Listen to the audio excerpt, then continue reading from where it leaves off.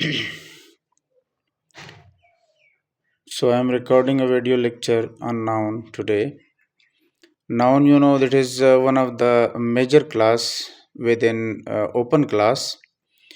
So first of all, I will request you to subscribe my channel if you are new, and press the bell icon as well for the purpose to get new notification of the new videos.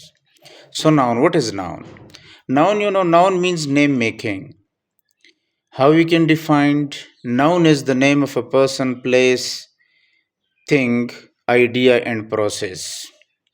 So noun is the name of a person, place, thing, idea, and process. Idea, person Amjad, place Peshawar, thing table, idea, atomic theory, and process conduction, experiment as well. So noun can be used in 4 ways. Number one, noun will be the subject of the noun phrase. Noun will be the head of the noun phrase. Noun will be the head of the noun phrase. So what is noun phrase? Noun phrase is group of words in which there is article plus adjective plus noun. So article plus adjective plus noun. In this phrase, noun will be the head and we will call it noun phrase. Second thing is, noun will be the subject of a sentence. Third, noun will be the object of a sentence. Fourth, noun will be the complement of a sentence. Complement in the sense when there is intransitive verb in which subject is not needed. So we will use preposition after verb before this noun. Before this noun, or we can say before the place of object, that we will call complement, that will not be an object. For example, he runs to the ground. So he runs to the ground, that to the ground here, that is complement, not an object. So noun may be the subject of a sentence, noun may be the object of a sentence, noun may be the complement of a sentence, and noun will be the head of the noun phrase as well. So these are the 4 places in which we can use noun. Without these, noun can't be used. So we can use noun and noun phrase as well. Then morphologically, we are discussing 2 kinds of noun. How morphologically? For example, when we are using, we can use noun in such a manner. Number 1, deverbal noun. The basic class is verb, but it can be used as a noun. That is called deverbal noun. For example, cage. He got a fine cage. So he got a fine cage. Here is a noun phrase. Because fine is adjective, as article, and cage here is a noun. So basically cage is verb. How we can detect it is verb? It will have 5 inflection. SRES inflection, catches. ING inflection, catching. AD1 caught, AD2 caught. So if a verb contains 5 inflection, we will consider it as verb. But here in this sentence, it is used as a noun that we will call deverbal noun.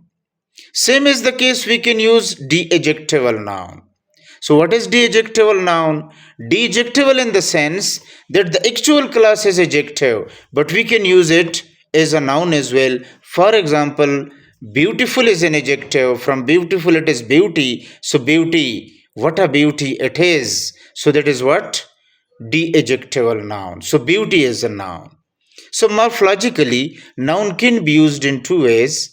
That is deverbal noun as well as deadjectival noun. The rest of the noun, they will be defined. Noun contains 2 qualities. One is called gender sensitivity. Another is called pluralia temptum. These 2 are grammatical terminologies. What is gender sensitivity? Gender sensitivity, we can detect about noun is masculine and feminine. Some noun will be masculine, some noun will be feminine. Or we can say for male and female, different noun can be used.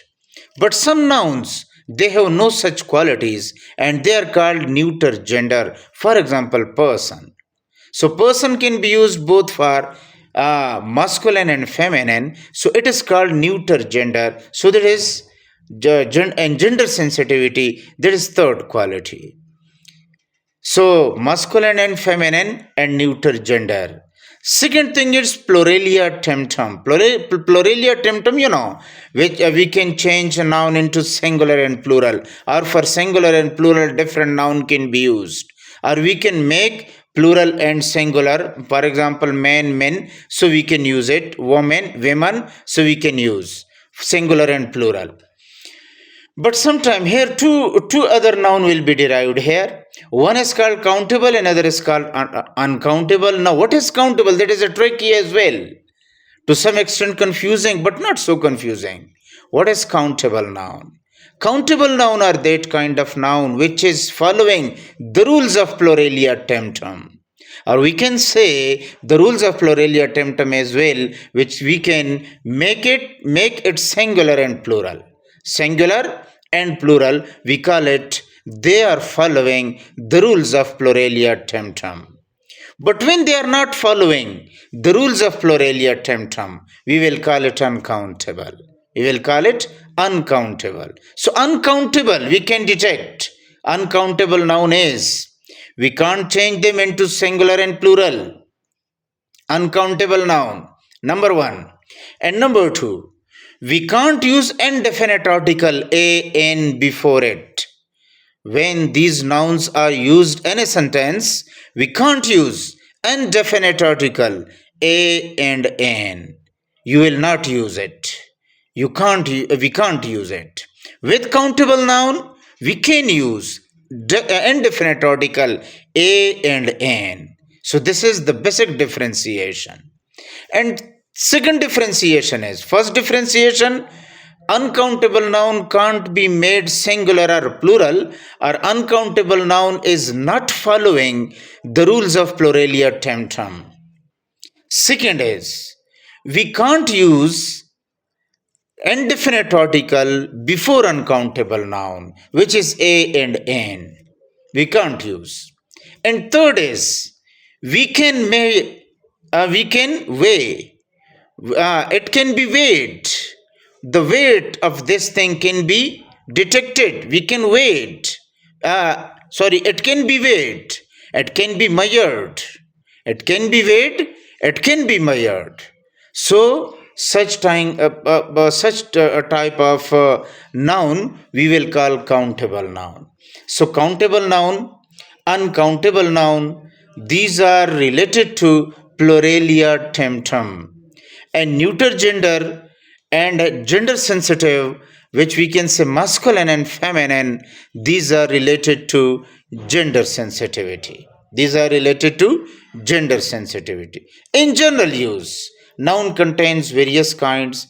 For example, we have a common noun, we have a proper noun, we have material noun, we have an abstract noun. Abstract noun, abstract noun which can't be seen, which can't be touched, but which can be felt.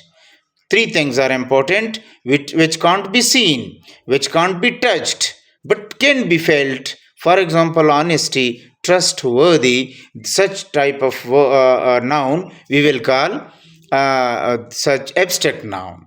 Another is collective noun. For example, we are using collective noun for a class, for a group. For example, army. And be in mind one important point. When collective noun came as a subject, it will follow a singular verb. Whether it is auxiliary verb, whether it is main verb. Collective noun will be considered as always singular. Collective noun will be considered as singular when it is used as a subject of a sentence.